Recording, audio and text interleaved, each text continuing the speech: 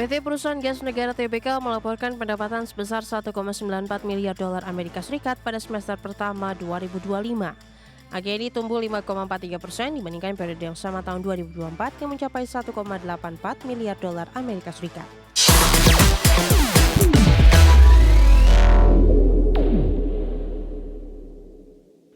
Kinerja keuangan PT Perusahaan Gas Negara TBK atau PGAS telah dilaporkan untuk semester pertama tahun 2025. Meski pendapatan naik, laba perusahaan justru tertekan. PT Perusahaan Gas Negara TBK melaporkan pendapatan sebesar 1,94 miliar dolar Amerika Serikat pada semester pertama 2025. Angka ini tumbuh 5,43% dibandingkan periode yang sama tahun 2024 yang mencapai 1,84 miliar dolar Amerika Serikat. Sebagian besar pendapatan berasal dari penjualan gas kepada pelanggan industri dan komersial yang mencapai 1,32 miliar dolar Amerika Serikat. Pendapatan juga datang dari pelanggan rumah tangga sebesar 24,74 juta dolar Amerika dan dari SPBG sebesar 2 juta dolar Amerika Serikat. Meski pendapatan naik, beban pokok pendapatan juga melonjak 13,29% menjadi 1,62 miliar dolar Amerika Serikat. Kondisi ini membuat laba bruto PGAS turun 21,52% menjadi 319,62 juta dolar Amerika dibandingkan 407 juta dolar pada semester pertama 2024. Tekanan kinerja keuangan berlanjut pada laba bersih perusahaan. Laba bersih PGAS turun 22,60% menjadi 144,42 juta dolar Amerika Serikat dari sebelumnya 186,60 juta dolar Amerika pada semester pertama 2024. Penurunan laba ini salah satunya dipengaruhi oleh rugi selisih kurs sebesar 15,96 juta dolar Amerika Serikat. Pada akhir semester pertama 2025, PGAS memiliki total aset 6,42 miliar dolar Amerika, terdiri atas liabilitas 2,95 miliar dan ekuitas 3,47 miliar dolar Amerika Serikat. Tim Liputan, IDEX Channel.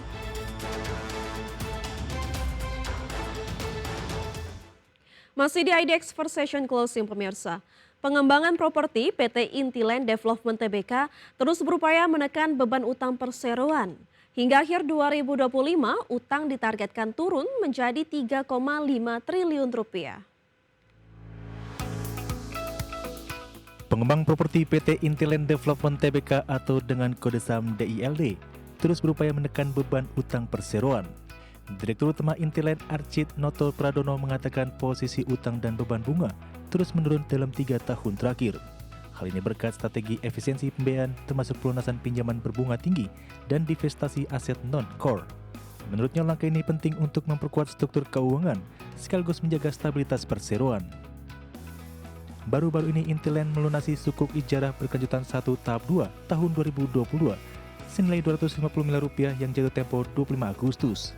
Sebelumnya pada Desember 2024, perseroan juga melunasi sukuk ijarah seri A senilai 125 miliar rupiah.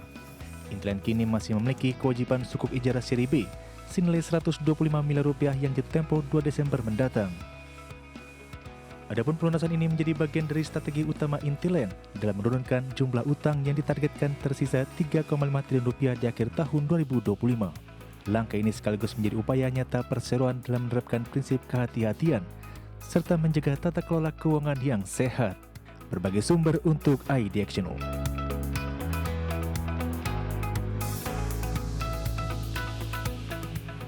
Pemirsa, kinerja PT Alam Tree Resources Indonesia TBK atau emiten berkode saham ADRO pada semester pertama 2025 tertekan tajam. Laba bersih perseroan anjlok hingga 77% seiring penurunan pendapatan dan melemahnya harga batu bara. PT Alam Tree Resources Indonesia TBK, emiten berkode saham ADRO yang merupakan emiten afiliasi pengusaha Boy Thohir, melaporkan penurunan kinerja sepanjang semester pertama 2025. Perusahaan membukukan laba bersih sebesar 174 juta dolar Amerika Serikat atau setara dengan 2,83 triliun rupiah.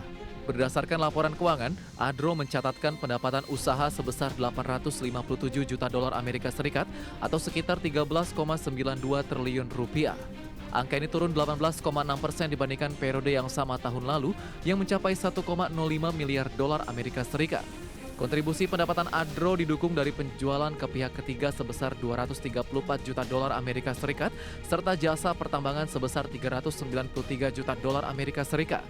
Meski beban pokok pendapatan turut menurun 3,5%, laba bruto Adro tercatat merosot hingga 38% secara tahunan. Seiring hal itu, laba yang dapat diatribusikan kepada entitas induk Adro turun tajam hingga 77,5%.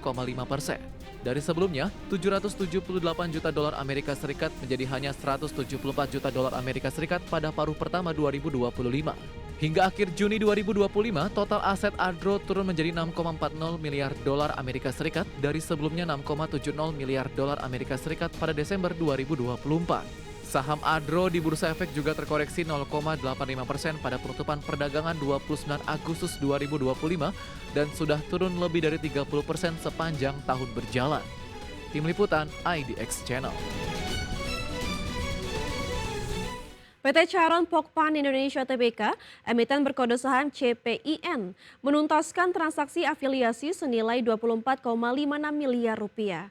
Transaksi ini dilakukan untuk mendukung fasilitas pembibitan unggas melalui entitas terkendali perseroan. PT Charon Pokpan Indonesia Tbk emiten berkode saham CPIN melalui anak usahanya PT Charon Pokpan Jaya Farm secara resmi menyelesaikan pembelian tanah dan bangunan serta mesin dari PT Istana Satwa Borneo. Total nilai pembelian diprediksi sekitar 24,56 miliar rupiah. Rincian transaksi tersebut tanah seluas 38.389 meter persegi di Desa Nusa Indah, Bati-Bati, Tanah Laut, Kalimantan Selatan serta dibangun yang tersedia di atasnya dengan nilai 19,34 miliar rupiah. Ditambahkan juga mesin dan peralatan senilai 5,22 miliar rupiah. Presiden Direktur CPIN Ciu Thomas Effendi menyatakan bahwa transaksi tersebut dilakukan untuk memperkuat fasilitas pembibitan unggas bagi entitas anak. Langkah ini dinilai strategis untuk menunjang produksi unggas dan meningkatkan efisiensi operasional CPIN. Transaksi ini merupakan bentuk aksi afiliasi di antara perusahaan yang semua dikendalikan oleh CPIN, di mana Charon Pokpan Jaya Farm menguasai 99,99% saham secara langsung, serta Istana Satwa Borneo menguasai 99,99% secara tidak langsung. Hal ini diserahkan kekuatan aset di dalam rantai pasok perseroan. Sebelumnya CPIN juga telah menyelesaikan transaksi afiliasi besar senilai sekitar 430 miliar rupiah pada pertengahan Agustus 2025. Dengan langkah ini, CPIN terus memperkuat infrastruktur pembibitan unggas di berbagai lokasi strategis negara. Tim Liputan IDX Channel. Pemirsa, kita beralih ke update penutupan IHSG sesi pertama hari ini, di mana IHSG pada sesi pertama hari ini ditutup melemah 0,76% ke level 7.770,98. Adapun IHSG tadi pagi dibuka di level 7.620 dan sempat menyentuh titik tertinggi di level 7.779. 158 saham mengalami kenaikan, 549 saham mengalami penurunan, dan 99 saham stagnan atau tidak berubah. Adapun top gainers atau saham-saham mengalami penguatan tertinggi antara lain ada Antam yang mengalami penguatan 6,91%, BRMS mengalami penguatan 4,68%, Humi mengalami penguatan 4,57% dan AADI mengalami penguatan 3,26%.